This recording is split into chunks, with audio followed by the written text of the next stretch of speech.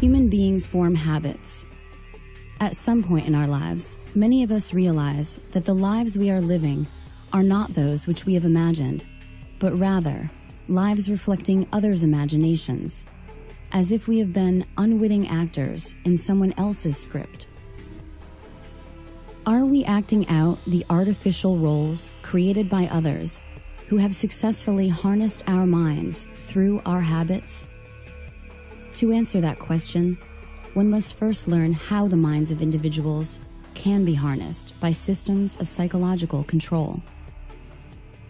Are the habits reflected by human beings in direct conflict with their needs to survive and thrive in this world? The enormous implications deter many of us from asking these simple questions and finding answers relevant to our daily lives. If we don't resist all of the different information that comes our way and weigh it and use our own mind instead of what somebody else wants us to think, eventually society would become nothing more than automatons, robots. The establishment protected itself unless you submit to the saturation indoctrination and adopt all its values. You can't get in. Everyone needs to find out and really think about it. What is going too far? Because all of this is happening so fast, you need to be ahead of the game. They're ahead of the game. Humans subjugate themselves to control because they're born into it. And the tyrants and the social engineers know how to incrementally begin to slowly ratchet up the manipulation, the domination, the oppression, so that people never really recognize it coming. It's the old analogy of the frog in the boiling pot. You throw a frog into a boiling pot, folks in Louisiana will tell you this, a bullfrog, he'll jump out. But if you put him in a cold pot, turn it on simmer, heat it up slow, he'll boil, and he'll never see it coming. Well, I think it has a lot to do with group collectivism. And like, go back to John Dewey, you know, he hated the individual. He hated the rugged individualism of Americans. They had to get rid of that.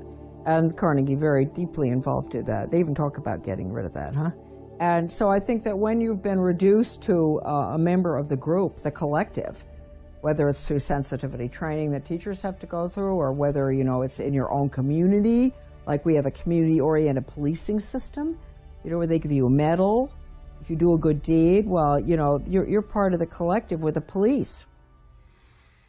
I would say in the next 50 years, if large numbers of people don't become consciously resistant to the overall mind control exerted on society, we're going to see many more people who really truly resemble androids. People induce this themselves by looking out at the world and saying, it's too dangerous for me to tell the truth or to say what I really believe or express how I really feel. It's much better if I fabricate a completely synthetic personality that's going to sit back here and remain passive. That's how it works. The idea of short-term gain, basically giving up freedoms. Giving up freedoms is never a good idea. Since the dawn of time, small groups of human beings have instilled artificial circular limitations on the minds of their subjects through the procession of history. Traditionally, the limitations are imprinted on the servile population through a cunning use of language, instruction, and media for the purposes of conquest, social cohesion, and authoritative order by harnessing the human resources of the broad population. Human history reflects countless stories, regardless of what era you happen to live in, and the common thread throughout these stories is that of the struggle between the state, whatever its form, and the individual, the goal of which is to harness and subsume the individual, willingly or unwillingly, into its group collective. The role of authority is a predatory system that sees the individual basically as a unit of energy. From the time we're very young, we're taught to, worship authority basically because that's our key to survival as young children. But as adults, we never go through the rites of passage that tell us how to methodically think for ourselves, and thus we're always in a state of extended adolescence. Well, we take all this stuff, whether it's the television or it's the enculturation, the schoolyards, the teachers, we take this whole system, we put it into our unconscious mind. And it is the GIGO that comes out, garbage in, garbage out. We simply, in that computer language, have harnessed our own power by accepting all these beliefs as though they are factual, whether it's the flat earth of Columbus, or it's the idea that I'm not good enough to be or to do something I've dreamed to do. To the degree that the individual loses the sense of what freedom really means for himself, mind control is working. This is the constant battle and the struggle. What does my freedom mean to me? What is it? How deep does it go? How far-reaching is it? Individuals come already with their rights. They're born with their rights. They're inherent, they're hardwired, they're hardware. And so what you have is everybody's born into this control structure. Everybody's born into authority. Everyone's born into this situation. But just because you have an authority making decisions for you at some point when you're very young, too young to take care of yourself, doesn't mean you should always cater to authority your whole life. Fatalism, defeatism, what Bob Morley called mental slavery. That's a huge thing that he would sing about. How do we emancipate ourselves from mental slavery? Have we moved to that point of such slavery that we're too far gone? And just kind of letting it all flow by and being apathetic about it just gets you in a position of being controlled. You know, there are some people that don't care. There are some people that don't know and don't want to know. It is very frightening. If you really look at it, you would be left with the understanding that you were obligated to do something about it. And, you know, people work really hard every day and they just want to relax and enjoy their life. We have established a framework for the most part, works pretty good. People enter into this contract with society.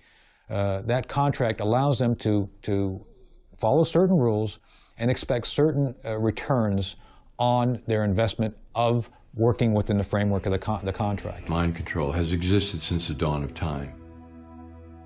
Only the methods have changed. Elites have always known, if I can control the minds of my people, I control them. Only the technology has changed. It's still the same program. It's never stopped.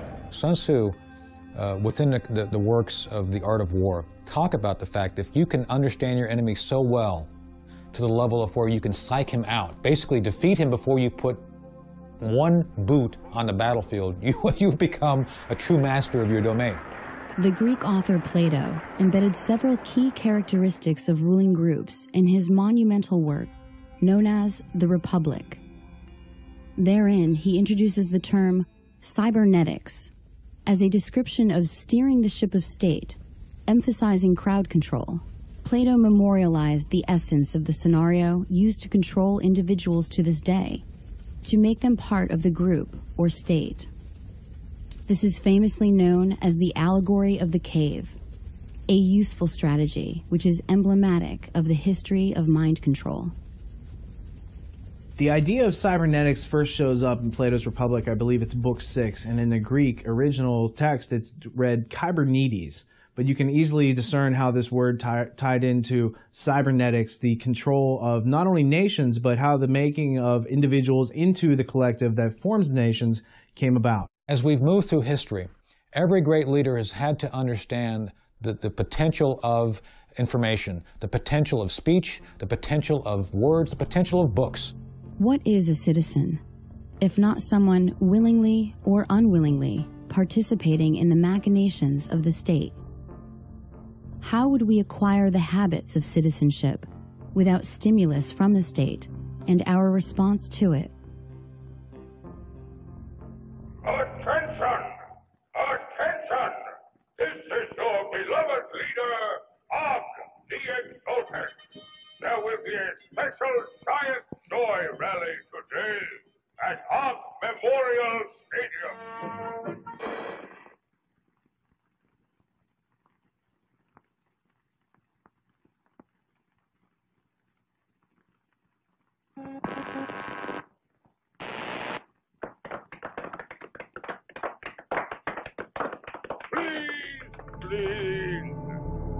In an attempt to assist the state, a 14th century Italian named Niccolo Machiavelli crafted several books intended to help the ruling elite dominate their subjects with the most effective psychological warfare techniques available to the world at that time.